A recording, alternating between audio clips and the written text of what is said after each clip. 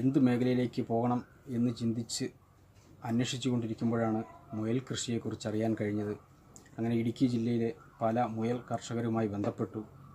എന്നാൽ അവരിൽ നിന്നൊന്നും തൃപ്തികരമായ വിവരങ്ങൾ ലഭിച്ചില്ല.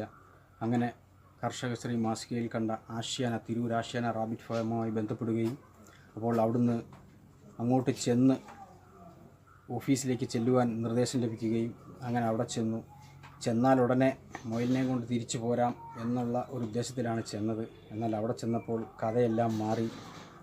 മുയലുകളെ അങ്ങനെ പെട്ടെന്ന് തന്നുവിടാൻ കഴിയില്ല. അതിനെക്കുറിച്ച് ഒരുപാട് പഠിക്കുവാനുണ്ട്. പഠിച്ച് മനസ്സിലാക്കിയതിന് ശേഷം മാത്രമേ കൊടുക്കുകയുള്ളൂ. പഠിച്ച് പരീക്ഷയും പാസ്സാകണമെന്ന് അവിടുന്ന് പറഞ്ഞു.